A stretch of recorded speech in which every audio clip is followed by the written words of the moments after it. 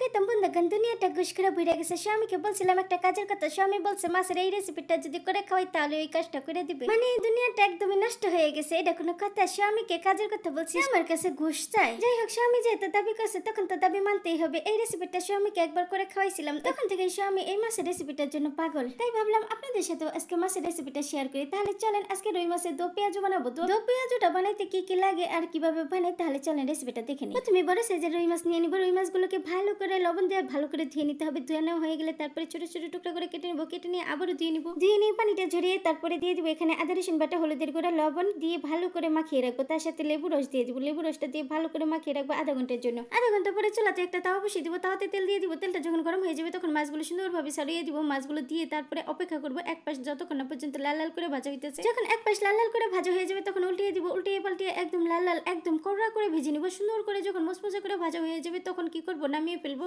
আর মাছগুলো বাজার বসিয়ে দিয়ে তারপরে আমি পেঁয়াজ আর টমেটো গুলো সুন্দর করে কেটে নিয়েছি। মাছগুলো নামিয়ে ওই চুলাতে বসিয়ে দিব একটা ফ্রাই প্যানে দিয়ে দিব তেল দিয়ে তারপরে দিয়ে দিব পেঁয়াজের কলিগুলোকে হালকা করে সুন্দর করে ভেজে নিব। ভেজে নেওয়া হয়ে গেলে তারপরে উঠিয়ে নিব। উঠিয়ে নিয়ে ওই ফ্রাই প্যানে দিয়ে দিব আবারও কিছুখানি তেল দিয়ে এখানে দিয়ে দিব আস্ত জিরা দিয়ে জিরাটাকে সুন্দর করে ভেজে নিতে হবে। ভালো করে যখন জিরাটা ভাজা হয়ে যাবে তখন এখানে দিয়ে দিব পেঁয়াজ কুচি দিয়ে পেঁয়াজটাকে কিছুক্ষণ ভাজা করে নিব। পেঁয়াজটা যখন ভাজা হয়ে যাবে তখন আমি এখানে দিয়ে দিব হচ্ছে টমেটোটার আমি বীজ ফেলে দিছি, মাঝখানের অংশটা ফেলে দিছি। ফেলে দিয়ে তারপরে টুকরা করে নিয়েছি। টমেটোর মাঝখানের অংশটা রেখে দিলে তখন অনেক পানি উঠে যেত, এর জন্য আমি মাঝখানের অংশটা ফেলে দিছি। টমেটোটা হালকা ভেজে এখানে দিয়ে দিব হচ্ছে আদা রসুন বাটা, হলুদের গুঁড়া আর দিয়ে দিব মরিচের গুঁড়া, তার সাথে দিয়ে দিব ধনিয়ার গুঁড়া আর জিরার গুঁড়া দিয়ে কিছুক্ষণ ভাজা করে নেব। তার সাথে ওই যে মাছ ম্যারিনেট করে রাখছিলাম ওই মাছ ম্যারিনেট করার পানিটা দিয়ে দিব। পানিটা দিয়ে আবার কিছুক্ষণ নাড়াচাড়া দিয়ে মশলাটা সুন্দর করে কষিয়ে নেব। মশলাটা যখন সুন্দর করে কষানো হয়ে যাবে তখন এখানে দিয়ে দিব ওই যে ভেজে রাখা মাছগুলো দিয়ে মশলাটার সাথে ভালো করে উল্টে পাল্টে নেড়েচেড়ে মিশিয়ে নিতে হবে। ভালো করে অনেক সুন্দর করে মিশিয়ে নিতে হবে। একটু সময় নিয়ে নেড়েচেড়ে ভালো করে মিশিয়ে নিতে হবে। যখন মিশানো হয়ে যাবে তখন এখানে দিয়ে দিব হচ্ছে কাঁচামরিচ আর দিয়ে দিব স্বাদমতো লবণ। লবণটা আগে চেক করবেন, তারপরে লবণটা দিবেন। এর আগে লবণ দিবেন না, কারণ হইতেছে আমি মাছ ম্যারিনেট করার সময় লবণ দিছি, এর জন্য আমি লবণটা পরে বুঝে শুনে দিব। আর হয়েছে মাছ ম্যারিনেট করার পানিটাও দিয়ে দিছিলাম, এর জন্য